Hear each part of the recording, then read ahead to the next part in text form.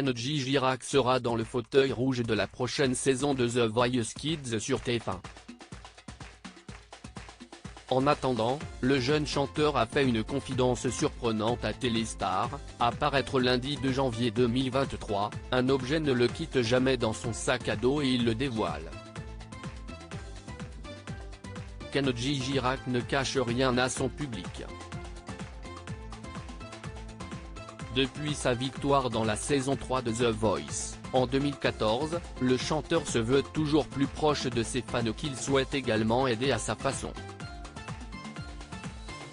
Le 5 septembre dernier, il avait d'ailleurs fait ses premiers pas d'acteur dans le téléfilm Champion sur TF1, pour la bonne cause, mettre la lumière sur l'illettrisme.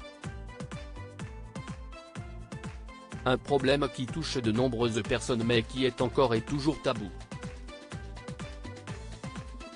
L'interprète de Color Ritano, lui-même, en a souffert.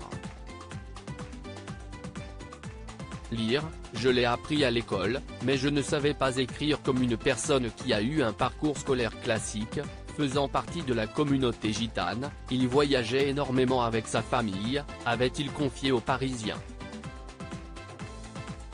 Je faisais beaucoup de fautes d'orthographe, j'écrivais en phonétique, en fait. À l'époque, je n'éprouvais pas de la honte, plus de la gêne. Je ne pratiquais pas beaucoup, à part des textos. Et puis, je me suis dit un jour, je ne peux pas rester comme ça. J'aime bien faire les choses bien.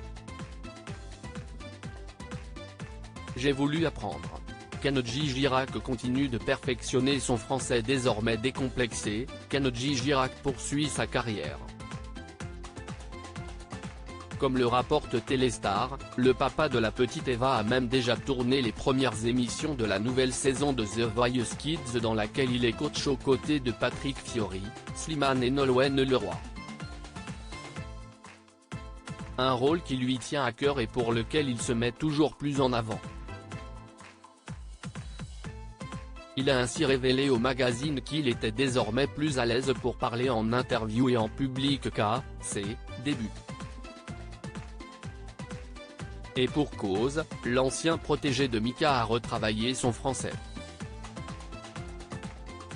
À la maison, je parlais catalan.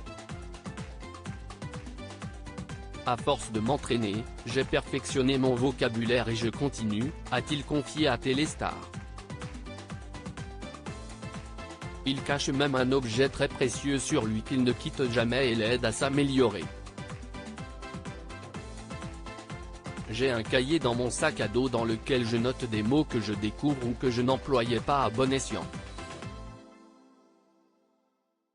J'ai la volonté de progresser chaque jour. Un artiste très travailleur.